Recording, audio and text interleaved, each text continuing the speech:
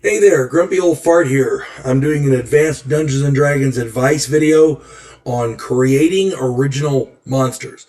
Uh, Before we get into this, you have to pardon my voice. I'm getting over a cold or something, some chest thing, and I've been out of work for a few days. So, it was pretty bad. But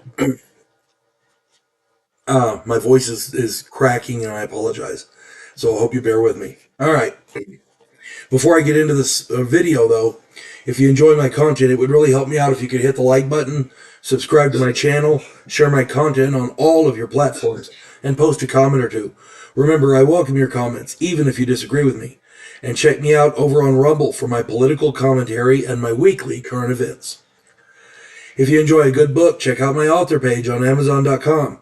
My pen name is H.L. Anderson. You can find all of my books there, including that one right there, The Outlaw Trails. It's a tabletop role-playing game based on the Old West. I do videos of it here on my channel.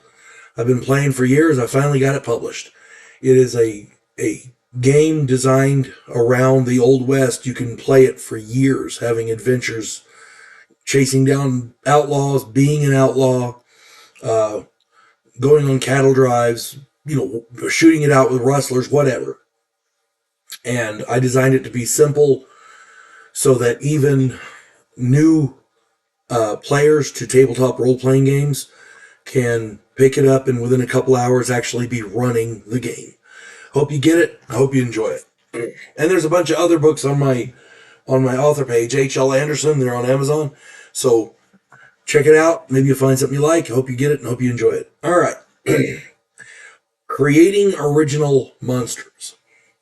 As a dungeon master, you want your game to stand out as an original adventure. You want the players in your game to brag about it to everyone they meet. The originality and quality of your game is a reflection on your skill. Towards that end, sometimes there's just not a monster anywhere in the books that fits the situation in your game. Sometimes you have one or more players who have read through the book so well that they actually know the monsters better than you do. Those players are both awesome and annoying. See my video on player knowledge versus character knowledge. For situations like that, you need something original to throw at your players' characters. Sometimes you can dress up a standard critter to provide a few surprises. For example, a troll with a ring of fire resistance, a cockatrice with an illusion placed on it so that it appears to be a normal animal, like a chicken, a duck, a dog, a cat, or whatever. A dragon polymorphed into a normal horse. Man, that'd be one hell of a rodeo, wouldn't it? Where examples like this simply won't do, you may need to start from scratch. The issue with this is a basic one: play balance. The monster you create needs to scare the piss out of your players without slaughtering them wholesale. A good example, in my opinion, was my longtime villain for the longest campaign I'd ever run. Her name was Vermitheria, and I may have borrowed that name from somewhere. I don't think it's an original name, but I don't recall. She was half dragon and half vampire, magically created and augmented by a secret society of insane necromancers. She was not a Dracolich. She was not a vampire. She was somewhere in between. She had the ability to disintegrate lesser non-sentient creatures by touch. She could control a dozen light creatures from a range of 100 feet. So if they were non-sentient, she could control them. She could drain levels like a vampire, and she could spit acid like a black dragon. She had a bevy of other abilities, including spellcasting like a 12th level magic user and a 12th level cleric of Tiamat. I had 5 to 8 player characters of 10th to 12th level. My villain delighted in disintegrating their horses and other animals at the most inopportune moments, like when they were out in the desert on a long trek, when they were underground collecting more treasure than they could carry, that kind of thing. They come out with all this treasure trying to figure out how they're going to get it back to town, and their horses are all gone. Yeah, that kind of thing. By the time they caught up to her for the climactic battle at the end, they really hated her, and it was awesome. By the time they caught up to her, they were powerful enough to defeat her because they had figured out the secret. I've created other monsters over the years, and for the most part, they worked out okay. The trick, as I said, is to have them be able to scare the player characters without outright slaughtering them. Your villains that you create, these monsters that you create, they also have to have a weakness for which the players can exploit. Putting your player characters against a god with no weaknesses is just ridiculous. Your villain has to have a weakness. The player characters have to be able to exploit it, perhaps after a good bit of serious and expensive research, that kind of thing.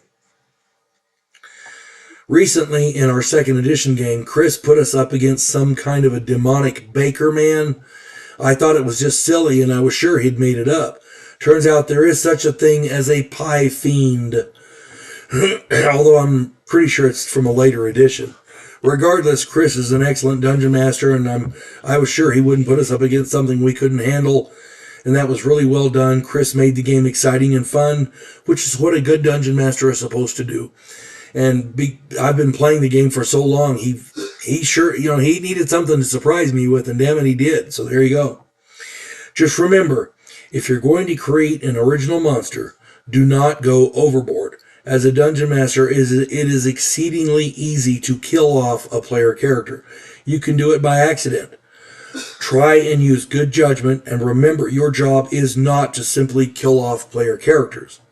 Your job is to make a fun and exciting game for your players with obstacles to overcome, monsters and villains to vanquish, and treasure to be taken.